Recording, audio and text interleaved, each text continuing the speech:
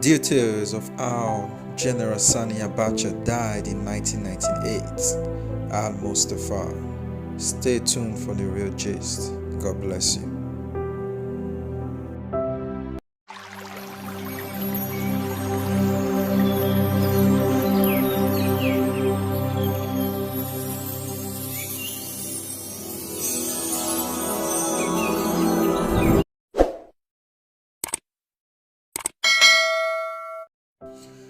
Former Chief Security Officer CSO to the late Head of State General Sani Abacha, Major Azam Al-Mustapha, has dismissed claims that Abacha died after eating an apple from his concubines.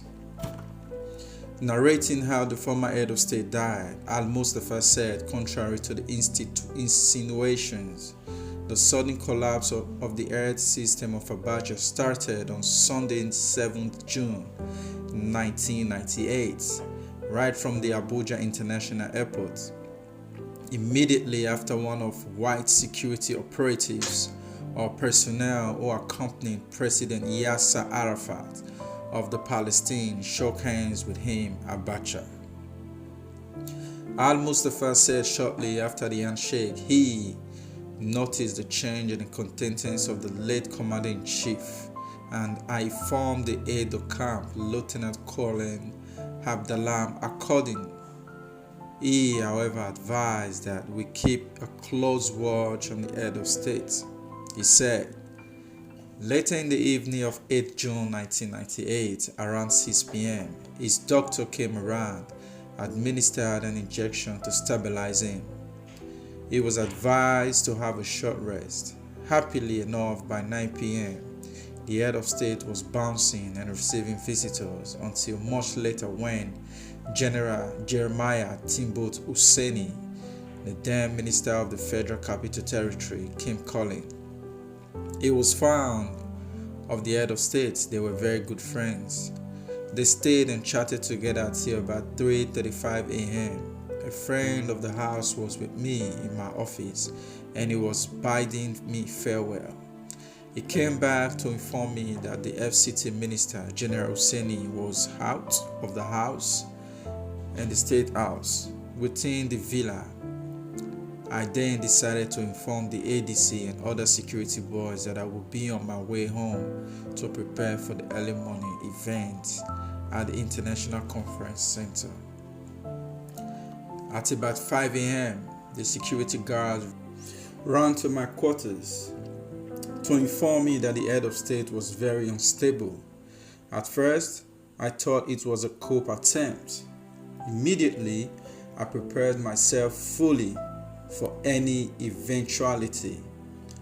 As an intelligence officer and chief security officer, the head of state, for that matter, I devised a means of diverting the attention of the security boys from my escape route by asking my wife to continue chatting with them at the door.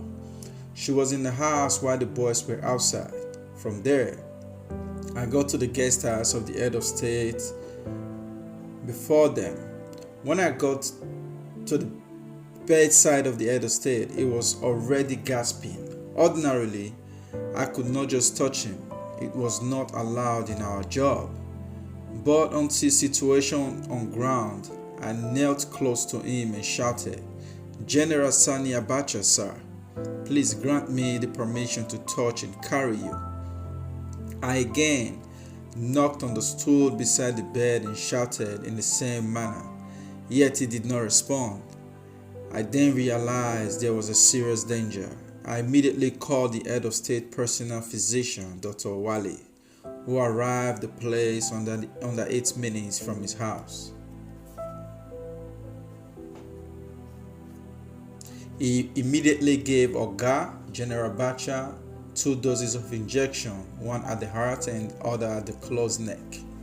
This did not work, apparently, as the head of state had turned very cold. He then told me that the head of state was dead and nothing could be done after all. I there and then asked the personal physician to remain with the dead body while I dashed home to be fully prepared for the problems that might arise from the incident. As soon as I informed my wife, she collapsed and burst into tears. I secured my house and then ran back. At that point, the aide de camp had been contacted by me, and we decided that great caution must be taken in handling the grave situation. Again, I must reiterate that the issue of my boss dying on top of women was a great lie, just to insinuation that General Sani Abacha ate and died of poisonous hamper was equally wicked. That's all we have for you today.